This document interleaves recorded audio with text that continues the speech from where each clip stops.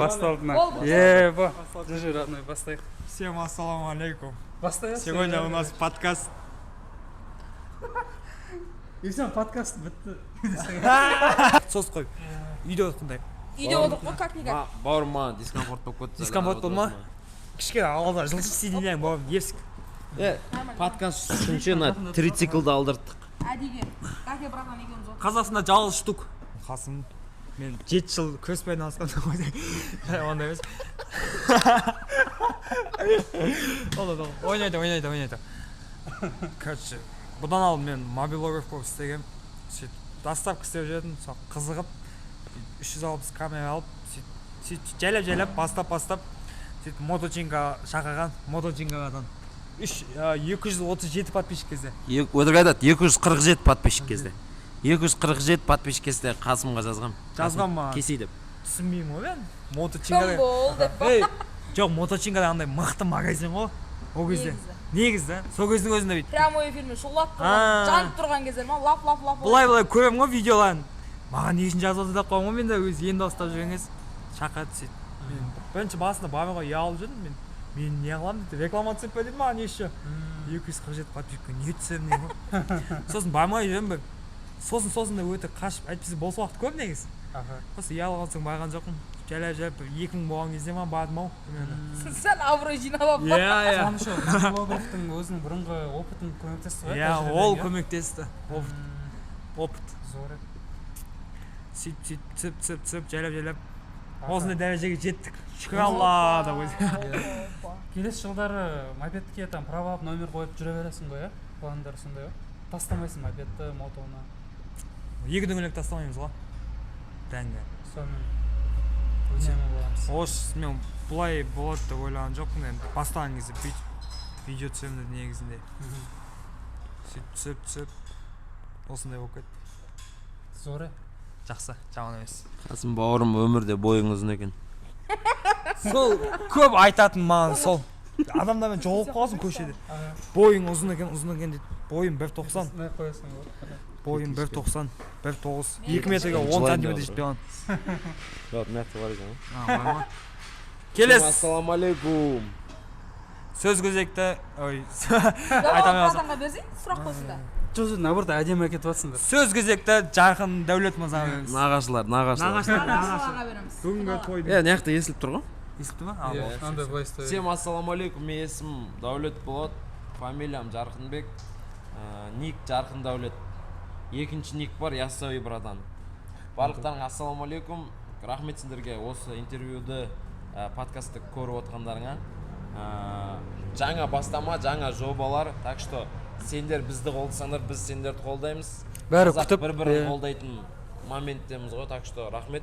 Контентті бірінші бастаған кезде де бірінші Алла, екінші сіздердің арқаларыңыз именно осы мотоға қызығатын, мопедке қызығатын жандарға барлығына всем от души. Короче, Чинканың оқиғасы бұрын бізде только мастерской болатын тұғын, саяхат жақта. Саяхат жақта мастерской болды, сосын кішкене бутик ашылған. И, короче, тоже екінші Яссауидегі точка, сол тәуекелмен басталған. Ол кездерде ремонт саласында тоже жүргенсің ғой, ең басында, иә? Потом басында уже ремонтта жүргем. запчастьтермен. Я тоже ремонттайтын едік, бірақ запчасть сатпайтын едік. Сосын запчастьті бутик бөлек жеке бутик алдық та, сол жақтан бастадық. И дальше Яссауиге бардық. Яссауиден жардық. Топ-1 гонкілер, топ-1 розыгрыштар, топ-1 прям четкий контенттер. Сен ше ерсік ол кезде көріп оттың ғой моточинканы? Күнде көрдім. Жау еді ғой ол кезде. Жаумын ғой кезде мен. Мен жау емес. Бұл кісілерге мен жау ма, сондай көресің. Короче, ол кездерде көріп оттың ғой бізді андай фоткаларды. Ол кезде бірінші стрим ашатын. Енді, короче, бейт слишком мақтанбай қойық, бірақ стрим ашып жүретін тұғымыз. Күнде бүкіл нәрсені магазин обзор жасаймыз.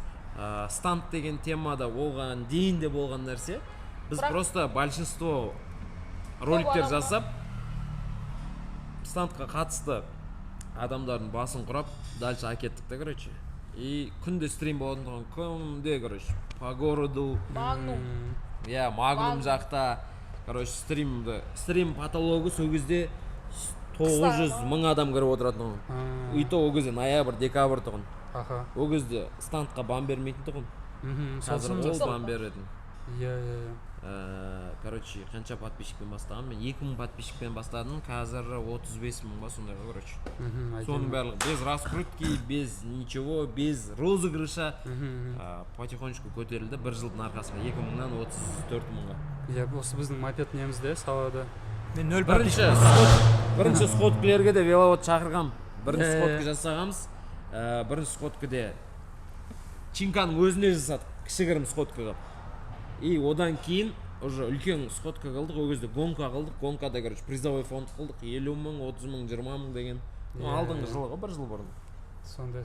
И дальше, короче, Сол сходкалар дерзкий еді, кімдер Ерке Болан, Миколар жарысқан кездерде ғой, М8-дер ше. Сол кезде прям воспоминания тема. Бірақ келешекте де сондай уже болады сходка ау. бастайын деп отырқ осы подкасттан кейін сходка. Сразу.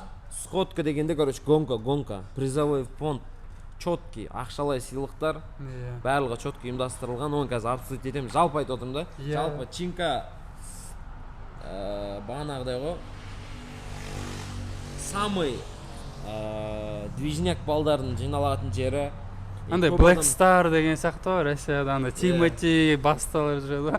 Оның барлығы кісі адамдар, либо кісі бір балдар емес, просто так четкий пацаны жиналады. Чинканың алдында движение болады, бір-бірінен сұрайды. Өз Чинканың процесте солай басталған. Мысалы 2-3 жігіт тұрады, білетін. Мысалы басқа білмейтін балдар болады. Кеп сұрайды, короче, брат, мынаны қайтсем болады. Сол себептен де келіп магазиннен зат алады. И мысалы солай общение ғой. В основном Чинканың алдында 20-30 адам тұрады күнделікті. Олардың барлығы келіп алып, бүкілі зат ала береді деген мағына емес. Просто вайб сондай да. Магазин алды кең, жарық, келеді, демалып отырады, әңгімелеседі, сұрайды. Общение, печенье. Иә. Жаңа ерсіз айтайын дегенде, былай жаңа от души тойып алды ше. Бағана KFC жеп алғанбыз ғой, подкаст басталмай. Мен айттым, сондай былай отырамыз ау дедім ше. Не, негізі әдемі кетті. Дальше ерсік. Не айтайын? Битл болып қайтсай. Ассалаумағалейкум барлықтарыңа жігіттер, сендермен бірге мен Ерсик Б. Естілмейді ау, родной оны. Ерсик Б. Б деген не айтшы өзің? Бипштекс. Бипштекс деп қойып алған. Бипштекс көп жейді, короче. Бірақ натуре бипштекс жақсы көретін тамам негізі. Шлеміңді алып көш бір. Шлемімді? Я осылай ұстаған дұрыс, потому что мынаның өзінің шумоподавы бар да. Олай сөйлей берсек смело. Көре берсін, осының арқасында ғой звук қатты шығатын. Иә. Барып экранға көрсетіп көш. Естілмей, давай, бетек. Мынау ерсік. Б деген әріп тұр. Короче, мынау мен тиктогымда, мынау ерсік деп тұр, и Б деген әріп тұр. Ол не үшін? Қазір айтатын боламыз. Давай. Ждеміз. Ай, Амарчада жазып қалдым отқан кезде. Амарчада жазып қалды. Ерсік сила. Охо, бірдеңе сынды ау деймін. Сынып қалды. Шашки маны? Сынды маны? Өзін таныстыр, ассалаумалейкум де, дальше. Ерсікке осындай стиль ұнайды, қолын үлтістіріп. Болма баса берме, қайттан басайын, Уже басыла кетті ғой? Живой екен ғой, біз айтпақшы, прямой эфир. Ассалаумағалейкум барлықтарыңа жігіттер, мен Ерсик тиктокта Шашки Мане деп танылған деп айтсам болатын жар, я? Сонымен танылған болатынмын, короче. Так, енді мен не айтам? Чинкаға мен ең бірінші Алматыға дастак істеуге келгем алдыңғы жылы вроде, я? Жоқ. Оның алдыңғы жылы Курьер болып па? 2022-де, короче. 2022-де жазда 3 ай демалыста келген бірінші мен. Саяхаттап. Сөйтіп автобустан түсем, короче, енді андай не іздеп жүреміз ғой, балдармен үй іздеп жүреміз ғой, короче. Сол кезде тросым үзіліп кетеді ғой. Тросым үзіліп кетеді, и потом мен білмеймін, короче, қайқа барам. Негізі Чинканың Уәлихановадағы точкадан алыс тұрған, по сути, просто тугисте домалағы значогымен бірге тұрғанда әдем болып ше, короче. Соған бола, енді Алматыда алданып қалған бада қорғасын ғой, бір жағынан сөйтіп, короче, соған барам ғой, мен более-менее отзыв бар деген сияқты ше. Сосын барам, сол кезде бірінші рет Дәке братан сояқтан көргенмін мен. Бірінші рет сояқтан көрдім. Потом сол кезде бір рет бардым, болды, сосын қайтып кеттім мен. Сосын Шымкенттен ашылады Шымкенттен ашылғаннан бұрын ол сол прямой эфирде көріп ол сияқты қызығып жүрген мен негізі. Ол кезде Шымкенттен әлі точка ашылмаған, иә. Енді қыста ма, күзде ма осындай уақыт қой примерно суық кездерде сол станд көріп, туда-суда қызығып. Біздің Шымкентте де тусовка басталды дедің ғой. Иә, сол кезде де Шымкентте де енді дамып жатқан станд деген тема, содан қарап по сути өзі бір 3-4 ақ бала болды. Тем более сен өзің станд жасайсың, мен ол кезде білмеймін, енді үйреніп жатқам. Сөйтіп Тинка ашылды Шымкенттен, тоже жүрдім сол жақта. Потом уже станд үйреніп, енді үйрендім, сол біткен соң. Кстати, қасымда станд жасайды, просто андай скромничает. Салуға болмайды. Салмай маған. Бірақ салмайды. Мен сасам айырады екен. Бірақ натуре маған где-то 10 шақты видеосын көрсетті, бірақ та салмайды. Станд әжептәуір істеп қоямын негізі жалпы. Жалпылама станд салып қояды кезінде. Дальше не айтайын. Дальше шашки-маны. Қалай сол шашки-маны деп сен айттың? Шашки-маны деген былай шықты ғой. Мен бір баладан GoPro алам, сатып алам. Бірінші GoPro өзім түсіргім келіп жүретін, сөйтіп басында сөйтіп түсіріп сатып алдым. Мына жеріме жабыстырып алдым. Әшейін телефон держатель бар ғой, шлемге қатыратын. Соған қатырып алдым да, короче, Шымкентте сервис бар ғой, Моточинка сервис и Моточинка магазині бар. Екеуі екі жерде, жақын жерде да, бірақ сөйтіп бір зат алуға бару керек болды маған. Ең бірінші просто сервистен алдым, қосып көрдім, видео түсіріп кете салам, в общем. Сол кезде асыға қарай түсіп баратын, Чинкаға барай баратқан кезде соған просто по приколға айта салам, былай шашки-маны деп ше. Сол өтіп кетті, бірақ енді қанша бұл 5000 адамдай звук түсіріп салам, папа. Миллиондаған просмотр дейсің. Аударылған машиналар. Барлық видеосы сол кезде шықты. Соғысып әйтеуір домала бар ғой. Соғысқан машинаның мен пайдей оны әп-әдем түсіргем негізі. Мағына сондай болады деп ойламаппын, бірақ. Тренд болып кетті ма соғылған машина? Соғылған машинаның тренд болып кетті, бірақ натури. Жаңағы стиральный машинаны айналдырып салды ма, аны қазанды айналдырып жіберіп шашки-маны деді ма, біраз нәрсе түсіріп тағым, білген түсіріп тағым, в общем. Сен Шадаке сол кезде көрдің ба соны? Иә, бірінші көрдім. Бірінші, короче, ерсік примерно 100 публикация болған кезде жібереді маған. Дәке қарасаңшы, 100 публикация болыпты дейді. Сонымен ары қарай уже кетті ғой, 500, 1000, 2000, уже басқа адамдардың барлығы жібере бастады өйткені мынау сен қасында жүретін бала емес па, сенің інің емес па деп. Әйтпесе ерсік екеуміз ұқсаймыз негізі. Бәрі інісі деп ойлайды. Ол басында негізі атпай тұрды ол видео. Иә. Атқанда атты 100 000-мен тоқтап тұрды үшін. 3-4 күн тоқтап тұрды, мен болды, дальше атпайды деп ойлағам. TikTokқа особо кіріп қарамаймын мен негізі ол кезде. Бірінші түсіріп жүргенім ғой. Қазір ғой қазір бүйтіп қарай бересің, қанша болды деп. Сөйтіп сол кезде сол 100 000-мен тоқтап тұрды, сосын үміт үзіп кеткен мен одан. Сөйтіп бір күнде короче ұйықтап тұрам, азанда для интерес кіре саламын, короче, уже бір түннің ішінде 700 000 жинап қойған ғой. Бір түннің ішінде. Дальше атып жатыр. Әлі күнге дейін тоқтаған жоқ ол негізі. Публикация күннен күн кемі күнде 3 видео түсіріп жатыр негізі адамдар ше. Одан басқа сен не деп таниды? Не деп таниды дейсіз ба? Қасым ең бірінші Шымкентке Қасымдар келген кезде бүйтіп оқығанбыз әшейін енді танысып сол кезде, сол кезде Қасыммен чат рулеткада ма отырғанбыз ойындаймыз енді оны. Сөйтіп чат рулеткада отырдық, ол кезде Қасымды бәрі таниды, мені ешкім танымайды ол кезде былай. Сол Шымкенттегі балалар танымаса былай бәрі таниды деп айта алмаймын ол кезде. Сосын Қасым тұрды да короче маған қазір келе шыққан адамға соска деп айтшы деді. Сәлем соска деп айтшы. Келесі адам шығады, қыз шығады ғой жандай ше. Соска десе соскасы шықты бірақ сол кезде. Сәлем соска дедім. Сонымен айта бердік сөйтіп. Мужик шығады, қыз шығады, любой адамға сәлем соска дейді. Сөйтіп сонымен сондай видео шығардық па или қалай болды? Иә, артынша видео сол күні. Иә, сол күні, ертесі күні бәріміз сол. Мен айтайыншы оны, мен айтайыншы, тоқташы, не айтшы. Мен айтайыншы. Жоқ, Хаябуса. Мен айтайыншы. Короче, чат рулетка кіреміз, негізі көп кірмейміз, просто Шымкентте ішіп кетеді сол кезде. Шығады, мен сәлем соска дей салам ғой адамға, любой шыққан адамға. Сөйтіп, мала жағылып күледі оған, сөйтіп мен ерсікке айтамын, бұның түрі сәл кішкене келеді ондай бүйтіп. Мау айтса қызық болады, сөйтіп шыққан адам полный сәлем соска деп айтады ғой. Біз айғайлап күлеміз, видеоға түсеміз, қызық болады бізге. Сөйтіп, одан соң біз қалаға видео түсіруге шығамыз да, сол кезде мен айтамын ғой. Қазір мен сен қасыңа келемін, сол кезде сәлем соска деп айтшы деймін ғой. Сонымен бұл келеді, мен айтамын. Оған айтты. Наоборот болып кеткен жоқ па? Жоқ, мен келем, бұл айтады ғой маған. Сөйтіп видео түсіп салып, одан кейін хит болып, сәлем соска болып кетті одан кейін де. Сөйтіп ол бітіп жатқан кезде бүйтіп шашки-маны деп шығып кетті. Шашки-маны. Қазір тағы бір нәрсе ойлап табу керек болып Қазір TikTok'ына тотсам, мен соска деп жазып қойған. ондай да бар екен ғой, өшіру керек еді, оны өшіру керек еді. тот самый соска деген соска мопед дегенше мопед. Соска мопед. Соска пет. Бері қарай арт қарап шығарасыз. Соска петті көреміз. соска мопед келгенше жақында бір ән айтасың да болды.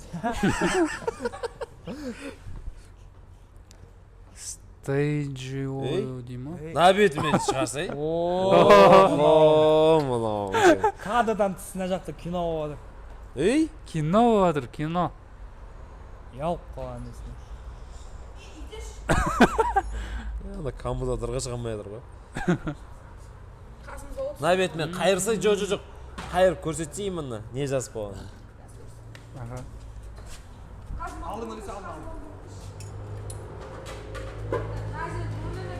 Көріну керек, в принципе. Көрінеді. Иә. Мына Иә, көрді жаңа. шашки мане. Шашки мане. Шашки маны? Иә. Жақсы болған ғой. Шашки мане. База живе. Шашки мане. Шашки мане. Болды, қойып қоя сал бауырым. Келесі сезонда мопедпен жалғастырасыңдар ма? Смело ғой, мопедпен жалғастырамыз, номер тағамыз, право аламыз. Право бар, по сути, үшеумізде де. Да? БЦ, Б, Ерсікте ше? А бір алған. База жоқ, абырап алдың ба? Иә. Қай жақта? Так что проблема емес, жігіттер ол. Алу, право алу, номер алу. Машиналарда жүр ғой, номер алған, регистрацион номері бар, вин коды бар, бірақ без номер. Машиналарда ұрланып жатыр. Машина түгіл адамда ұрланып жатыр. Так что ол өмірдің құбылысы ғой, так что смело ол мопедке номер тоғыз салынса, короче, проблема болады деген. Мотоциклдер жүр ғой, номерлерін просто төбе қарай көтеріп қойды да баса береді. И потом мотоциклді көбінесе жалпы Алматыда, Қазақстанда жалпы мотоциклді көбінесе камералы ала қоймайды. В основном өйткені номер артында тұрады, өйті сәл криво тұрады. Иә. Штрафқа Сондай да момент бар, сирек өйткені түседі. мотоцикл айдайтын жігіттер де солай айтқан. Так что ол, бірақ енді бұл заңнан қашу ондай мақсатта емес, жалпылама айтып отырдық та, қорқыныш деген нәрсені просто алып тастау керек, потому что біздің Алматыда адам көп, во-первых, во-вторых, светофорлардың арасы жақын, сол себептен де пробка көп, сосын адам көп, и плюс Алматыда әрбір үйде как минимум 2 машинадан бар. Так что мопедпен жүру біріншіден басында негізі мопедпен жүрген кезде бірінші біз ремонт мастерской болған кезде Алматыда темп сезон кезде жүреді, қыста аз жүреді тұғын. Сосын жай басалды, қыста жартылай жүреді, сосын қыста полностью жүре беретіндер. Потому что доставка деген саланың жалпы плюстері мен минустары бар да. Иә. Қасымда өйткені кішкентай жастан үлкен кәрі адамға дейін жұмыс жасайды. Таза доставщик болған ғой. Потому что өзің қалаған уақытта жұмыс жасайсың, во-первых. Во-вторых, өзің қалаған сумманы таба аласың ориентировочно. И в-третьих, любой адамда форс-мажор ситуациялар болып қалады. Бір жаққа кету керек болады, бір жерге бару керек болады, либо бір күн ұйықтау керек болады, бір күн ауырып қаласың. Сондай моменттерде сен уже отчисление или жұмыстан шығып кетпейсің. Енді бұл жерде плюстерін айтып отырық та. 2 миллиондық мегаполисте по-любому бір 2 миллион емес, ол даже тіркелген 2 миллион. Одан да агломерацияда сондай. Потому что Алматыға келіп бәрі оқиды. Алматыда бизнес-центрлер не істейді, олар обедте барып кухнядан тамақ істемейді, олар заказ береді. И салқындаған сайын коэффициент те өседі.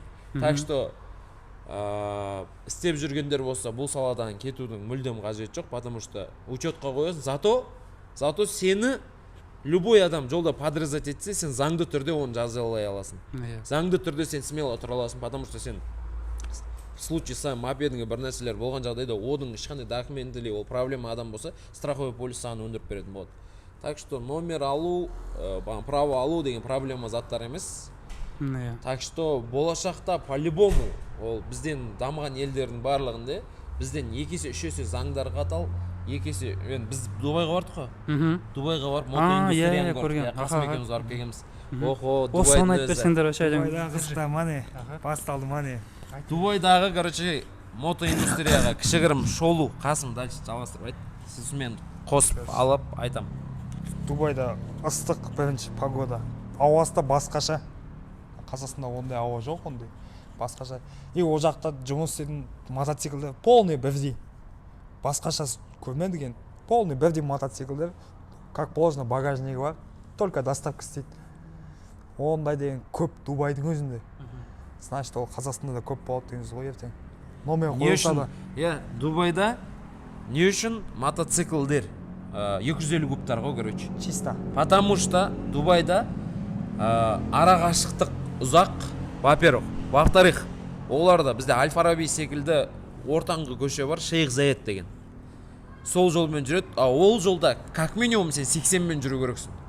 Как минимум 80-мен жүру керексің. И ол жолдың ұзақтығы өте ұзақ.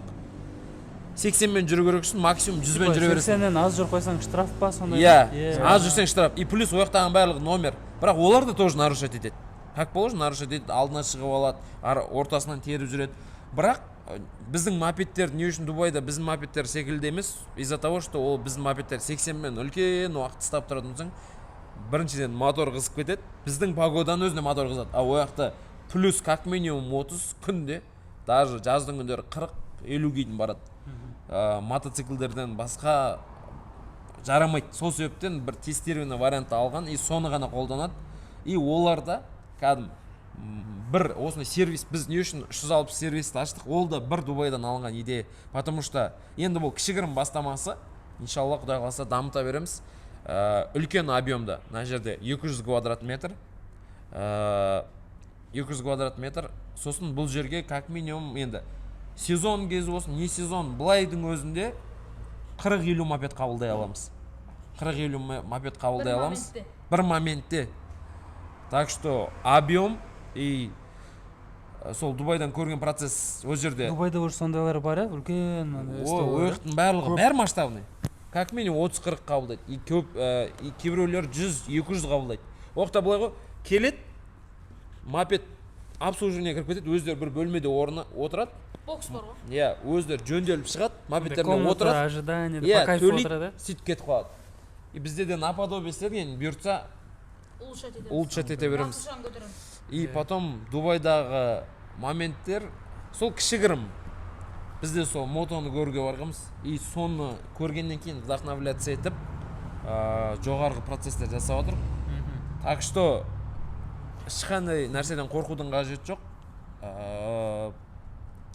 Андай неше, Қасым, мопедтер аз дедің, или практически жоқ па, мопедтер? Мопедтер 250 мото. мото ғой, мото, чисто мото. Мопедтер көрінбейді. Үйінде мопед. Мопед таптық қой біз. Сафариден. Сафариде ангел жоқ. Моточинка деген наклейкамен. Там сюжеттің наклейка. Иә, базар. Сафариде, короче, неге бардық қой біз? Джип турға ша, который бүйтіп жүретін құмда. И содан бір жерге кеп, баллон подкачать етіп отқан ғой. Бір қарасық, ояқтан бір екі индус. Айтпыз, Қасым көріп қалдан дейді. Бүйт Сафариде, в общем, келіп демалып тұр қой, машалла полный. Мен отырмын, телефонға қойдым, бүйт Қасым мопедтің дауысы шығып келіп жатыр ғой. Уже Екі адам мініп алған. Иә, түсінбей қараптым ғой. Точно ма мынау деп. Сафариде екі мопедпен екі үндіс жүр. Келеді біз жаққа. Сұраймыз ғой, мопед не ол, қандай мопед ол деп. Алла біз түсінбейді, біз олай түсінбейді, бүйт түсіндік әйтеуір. Мопед мініп алған кәдімгі педа. Китайский сияқты, но ангел. Кәдімгі ангел мопед, но қандай ма ол? Сонда четырықтақты тоже, иә? Дәл сол мотор. Иә, кәдімгі ангел сияқты. Дәл өзі. Қуанып кеткен шығарсыңдар. Сол мопед. Түсінбей қалдық қана ғой, қуанып кеттік қой. Сафариде ойша кәдімгі ыстық құмның арасы жоқ. Құмның арасында кәдімгі. Айдалада. Айналады. Так что ояқта жүрген мопед. Қазақстанда да болады. Шымкентте неге жүреске? Шымкентке басында магазин ашқан кезде Шымкентте, короче, мопед аз болған.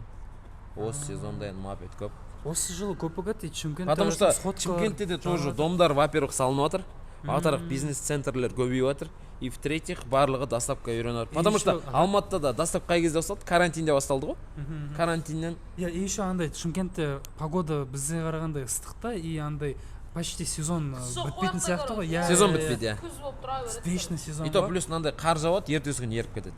Максимум 1-2 күн демаласың, одан кейін дальше кете бересің. Асфальт ашық па, болды ғой басқа. Скоро, походу, Шымкент бізді осы кетеді ау мопедтермен. Может. Бірақ Алматыда по-любому Шымкентскийдің бәрі Алматыда жоқ. Менде жұмыс Негізі доставка. Екі қалада қалыспайды, көп. Шымкентте де көп, Алматыда да көп. Просто Шымкентте не аз ғой. Медиа аз магазиндерде. Даже не ғой, Ақтөбе деген қалалар бар ғой.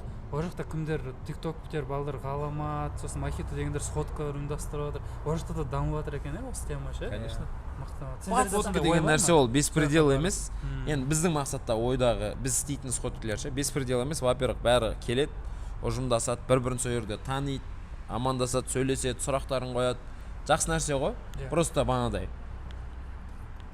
беспредел кетпеу керек та, дисциплина болу керек. Сондай мероприятие сияқты жасап еді. Помните, былтыр жасаған сходкаларда моточинкада балдарға сушняк әперіп, бәрімен сөйлесіп, әдемі кетті, комфортный общение. Каждый сходкада сушняк, любой нәрсе көтереміз ғой, бір нәрсені. Подарка, запчастьпен, ақшалай приздар. Шымкентте де болды, тоже сушнякта тараттық, подаркаларда бердік, стант руль, акрап бәрін тараттық. Бәрін беріп тастадық. Бірінші сходкада, короче, ол кезде примерно кола алдық и 200 сэндвич алдық қой. Ол кездерде Қасым болды ма бірінші сходкада? Бірінші сходкада Қасым білмеймін. Болды. Жоқ, Алматыда бірінші сходкада, гонкада. Гонкада емес, жалпы бірінші сходкада 200 сэндвич ағамыз. Сосын сушняк алдық примерно 200 адамға. А бірақ бізге келген адам 500 адам болды. Ол кезде доставка істеп жүрген ма? Таратып отқаныңыз бітіп қалды, сонымен қаншама ұзады. Бірінші сходкаға ең крупный сходка болды деп ойлаймын, білмеймін. Оған дейін болған бет 1000 адам, 500 адамнан жоғары болған бет. Адам саны білейін, бірақ именно андай не жағынан ше, организация жағынан четко кетті. Организационный мен ше. Соңында квадриктер келді ғой. Квадрик клуб келді ғой, кәдімгідей. Қиғашынан келе жатыр ғой, бір қарап қалсам. Сол қарап қалам. Квадриктер. Екі квадрик қиғашынан келе жатыр, негізі 3 ме 4 ме келді. Бит жанымен келе жатыр ғой. Баллонмен ба? Бит жанымен келе жатыр. Екі немен дөңгелектен былай, короче. Токио ма бір нәрсе болып кетті, арабский дрифт. Опасный, олар чуть мопедистерді соғып кетейін де қалды, короче, олар. Бірінші гонка қалдық, сосын стандтан жарыс қылдық, алдын көтеріп қойып, кім бірінші келеді. Сондай стандтан жарыс. Индустриалкада бірінші жасағанбыз ғой. Самый отморозок сходкалар болған сол. Индустриалкада, мен есімде түсі. Дальше сұрақтар енді. Бізге қойсаңызшы. Сұрақтар мен TikTok'та да қойған бір сұрақтар. В принципе, біз бәрін айтта кеткен сияқтымыз. Ол жақта қалай басталды? Комментарияға қандай сұрақтар қойған еді? Комментарийда қазір көрейік, немен қазір кіріп. Дәл қазір живой комментарияны оқып, жауап берсек. 35 комментарий екен. Не дейді? Қасым Түркістанды штрафстоянгадан қалай шыққаны туралы айтып берсінші, және де Түркістанға келу тағы ойда бар ма моточинка балдарымен дейді. Давай айтып бер. Штрафстоянганың охраннигіне 3 мың теңге айтық сосын шықтық. Не жұмыс жасаған өзі? Мопед айдаған ба дейді. Охо. Бұдан ал не істеген? Мен бұдан алдын, мопедтен алдын мен кәсіп туралы оқам, сосын мопедке ремонтқа келдім. Бірінші темасы мопед болған сайшы. Оған дейін сатқан менді көп нәрселер. Насақ? Есік қай жылға дейді. Айт, осы кезде. Мені азамат, мені тұлға. 2007 года. Қазір жасым 17-де емес, 14 октябрь күні туған күнім. 14-не туған күніне ерсікке подаркілер күтеміз. Шарыста отқан мопед кімдікі? Шарыста отқан мопед. Руся, братан. Кел. Опо, мен легенда. Міне. Легенда. Короче, жарыста отқан мопед Ангелдің кузовына жиналған мотор жинаған бірінші Арыстанбек жинақ қойды. Мотор біздіңкі. Дальше Руся келді. Руся полный дорабатывать етті. Кішігірім айтып берші Руся мотор туралы. Короче, моторды Арыс жинады басынан. Сосын мен қайтадан ашып, қайтадан басынан жинадым полностью. Не заттар салған? Не зат салған кейін подробнее көрсете береміз онда, я? Бірақ, короче, осы жігіт, Руся деген жігіт, осы Русяның қолынан шыққан. Русяны, по сути, бәрі таниды. Топ-1 мопед. Дальше. Мен сұрақтар қойын. Так, Макси Чай деген бауырымыз жазып кетіпті. Эстода не үшін екі дөңгелек братан көрінбейді? Или бірге ашылуына қосылмады ма? Қасым Дәулет братан и екі дөңгелек братан еді ғой, ашатындар дейді. Басында сіздер видео түсіріп жүрдіңіздер ғой. Аяқтан яқа секіріп. Сол кезде екі дөңгелек братан жүреді ғой, қазір неге көрінбейді деп сұрақ қойып жатыр. Екі дөңгелек не үшін көрінбей қалды? Потому что бағанадай семейный факт ситуациялар болып қалды. Одан бөлек бағанағыдай ғой, өзінің кафе емес, быстрое питание, плов, нелер ашылуымен жүрді. Арасында келіп видео салып тұрады. Бірақ күнде жүрмейді да, короче, сондай ситуациялар. И өзінің бағандай Яндекспен болған проблемалар болып қалды. Так что келеді ғой, смело осында жүреді ғой. Негізі үш адамбыз. Дальше. Так, басқа сұрақтардың бәрін айтып салған сияқтымыз. Сол тарихы қалай ашылды, сондай сұрақтар. Шымкентте комбо жалпы бірінші Шымкентке шыққан жігіттер. Шымкенттегідей комбо деген. Шымкенттегідей комбо. Ол скоро болады жігіттер. А бір категория право алу үшін қай жерге барып не істеу керек айтып бере аласың ба дейді. Оны веловод бар адамдардың айтып. Алдында Тоже түсіріп ютубта қойған видео бар. Иә, оны дайын тұр ғой видео жігіттер. Дальше. Моточинга сервисі ашылу тарихы мопедке қалай келдіңіз дейді. Сервиске ашылу тарихы былай басталған негізі. Мен негізі басында жоқ. Мен братишкам бартон Гловода жұмыс жасайды. И короче ол келеді. Сыртта скамейкада отқам. Мен негізі ол кезде мопед алып келіп сатам деп отқам. Братишкам келеді, осылай мопед алып келіп сатсам қалай болады деймін. И ол айтады, короче, мопед алып келіп сатқанда оған ангар керек, и плюс как минимум 30-40 мопед алып келу керек. Сондай ситуацияларда айтады. Ол кезде мопедтер енді то Қытайдан заказ береді біреулер, то Россиядан, то бір нәрседен алады. Короче, солай мопедтің бағасы ол кезде танктерің 650 мың, 700 мың, рассрочкамен 750 мың алатындар бардыған. М8-дер как минимум 450 сондай тұратын басында. Шыққан кезде миллионға сататын еді ғой. N-Max, N-Max-тар 980, 920 сондай сатылатын кездер еді ғой. Ол кезде адамдар алып келіп, сұмдық екен негізі. Бірге 7 қосып сататын еді ғой.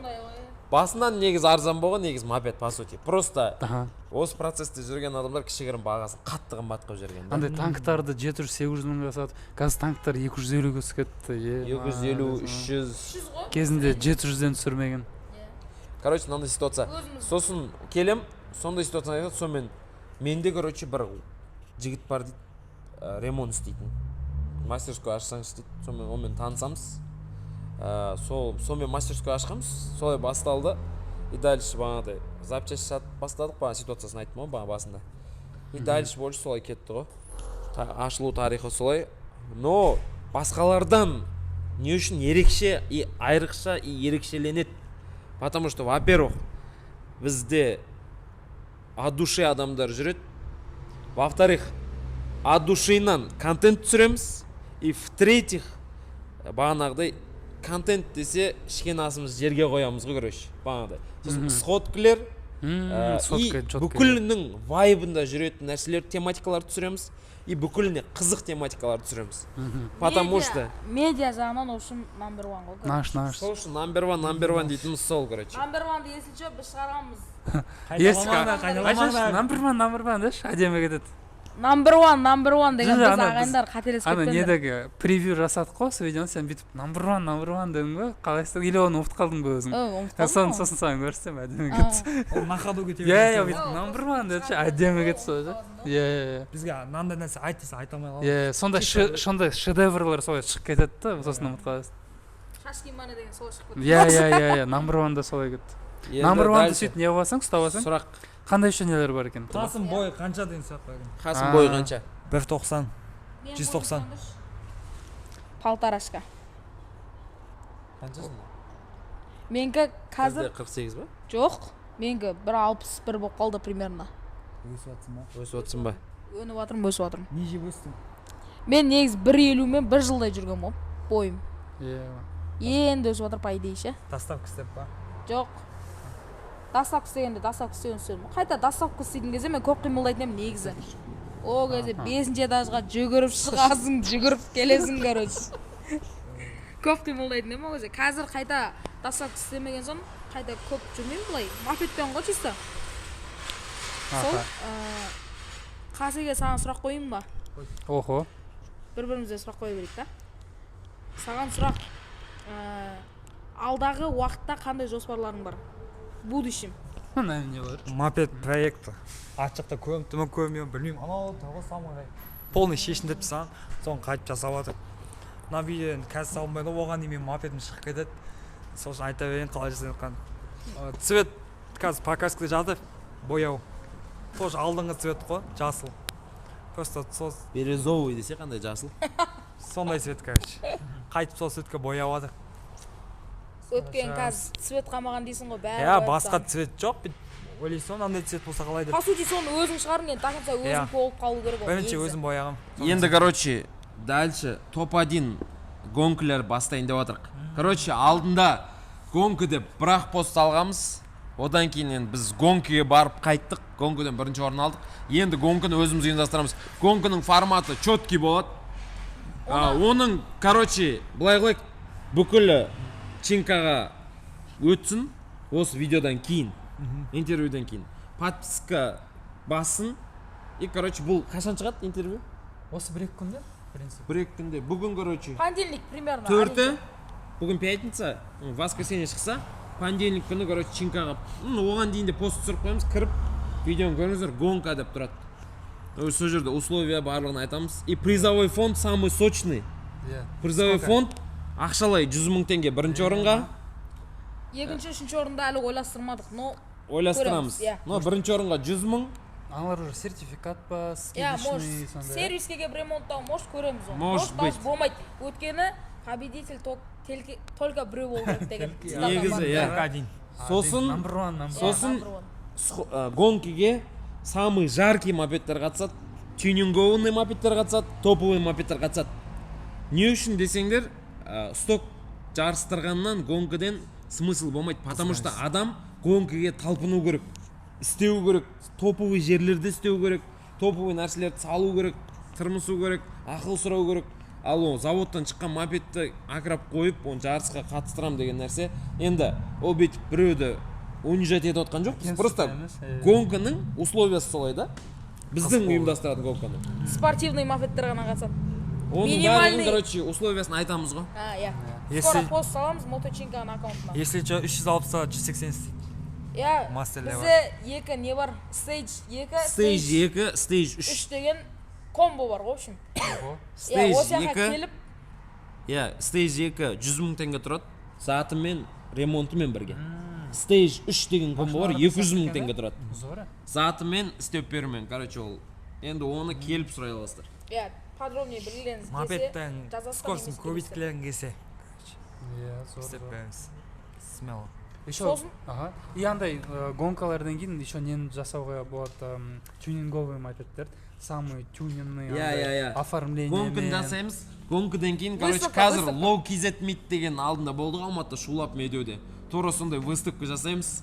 Самый четкий покрашенный мопедтер, близнецтер, аксессуарлар, самый четкий цветке, самый четкий мопедке. Анда нелер сияқты, Маквин. Самый четкий выхлопқа. Самый четкий выхлопқа и самый четкий персонажға. Типа Маквин, Мальборо. Маквин по-любому номер 1. Ойындалып қойған зат ол. Оның копиялары да шығып кетті сосын. Копия, самурайға да Копиясы шықты, Максиге де М8, 4-5 М8 бар, даже Маквин болып жүрген әлі күнге дейін. Бірақ ана біріншісі запомнился, М8. Ол біріншісі по-любому. Біріншісіне Маквин розыгрышына Камри Маквинді алып келдік қой, көрдің ба? Камри Маквин. Шымкентте болды ма? Алматыға да келді өткенде Камри Маквин. Сол қалай болды? Четко, екеуі жанында ой тұрған кезде. Сол Бірінші фотосы мен жеген ғой, 6 ерден көп баға. Маквин фотосы Екеуінің фотосы. Шулады. Фура ғана жетпей қалды, фура. Фура әкелейін деп жатыр рейс деген болмай қалды. Фураны даже сондай әмкілекемен. Маквин, ойнап. Тачкидағы фуралар есіме Соның ішінен шығарамыз ба дегенбіз ғой негізі. Сөйтіп енді. Бірақ ондай потолокты уже келесі сезондарда бұйырса. Әлі қанша уақыт бар алдыда. КамАЗды ма? КамАЗды, пленка болады ғой. Фуралар пленкаға ше. Сондай ұры жеріп көреміз ғой. Қалай мопед айдадың деген сұрақ бар. Бастадың айтайын. Мопед бастадың ба? Айдап отқаныма 3 жыл болды осы мопед. Ең бірінші мопед мен не болған? Даянг деген мопед. 600 000 ағам. Қымбат қой. Ана жер түк анандай. Дәл осындай ақ. Осындай мопедпен бастағам. Оны 1 жыл айдадым. Сосын саттым да 520 000-ға самурай ағам. Наличка. Қымбат ақша бар. Жаңадан самурай шыққан кезде ғой ол. Сол қайнап тұрған кезде 500-600 деп тұрған кездер ғой. Көктемде еще. Енді сезонның басында ғой. Ол самурай 1 жыл айдадым. 40 000-ға километр жүрдім. Ақ. Видео түсіпті сонымен бастағам мен. Ақ самурай. Одан соң мопед алыстай өтіп қойын. Ол, получается, осы өткен жылда алдың самурайды? Өткен жыл. 1 жыл. Өткен жылда, бір жыл ал бізде асты қымбат тұрған иә самурай 520 мыңға қазір никак алмайсың мына самурайды екеуін алып аласың. екеуін аласың 520 мыңға менде еще бір сұрақ есімде қасым мотоға көше ма деген ба сондай біреуде қазір емес ендігі сезон осы сезон Қазір пока что қыста мопедпен алып алдың мотомен жүру не вариант қой. бірақ мопедте мотода екеуі де күшті әрқайсысының иә плюстары бар иә негізі. Эндурик алуға болады вот. иә Иә, Эндурик эндурик тоже алуға чё. болады. Мотоға сразу 600 болып қойып отырсаң, ойбой. қыста эндурома алып балшықтарда жүреміз грязьдарда жүрейік қыста көкпар болса бізде грязьда көкпар болайын деп тұр Грязь болды. эндуро алайық соны түсірейік мопедті грязьға тығып көрейік Сенде де бар емес пе эндуро, братан? иә болды жасамыз ғой Короче, эндуриктерді қойып отырып қойыңыз подкастта. бірақ уже тауға шыға алмайтын көкеше. болады мен оны городской не қойып жатырмын да Термостан бүйтіп чай ішеміз, аккуратно ше. иә Көкжайлауға шықпаймыз, бірақ сразу айтып қояйын. сол жақта сходка жасап иә охо Ауыр бастайын деп тұр. ауыр нәрселер кетіп жатыр. болды ма Осымен не дейміз осымен иә и тағы да подкасттар жасауға болады уже келесі Иә, рет уже. оны бағана условияларын айттық иә так что всем ассалаумағалейкум мен жарқын дәулет ерсек б қасым 360 веловод, братан. веловод тельман так что всем ассалаумағалейкум от души за просмотр бірдеңе айтып алайыншы не үшін сұрақтар аз десеңдер өздерің жазып аласыңдар енді қайтеміз Біздің кінәміз жоқ. иә өздерің сұрақтарын қойсаңдар біз от душидан жауап береді келесі реттер обязательно Иә. сұрақтар жазсаңдар соны қоямыз бәрін оқиды все равно дәл өзі қазір оқыдым мысалы азғана жазғанда 1000 комментарий жазатын болса почти 500 сұрақ болады жб. по факту барлық сұрақ қойса жауап бере береміз ғой Смело. осы жерде смело иә Так что жігіттер, барлықтарыңызды келесі подкастта 1000 комментарий жиналған соң күтеміз, және де біздің аккаунттарымызға тіркеліп кетіңіздер. рекламаға кеттім әле Жоқ, просто айтып отырмын да енді, может. андай астында былай бір не бір лента бар ғой Иә. былай жүретін шығар осторожно реклама ерсек реклама не повторять деп па Сол болды, все жігіттер. жақсы от души всем Алейкум.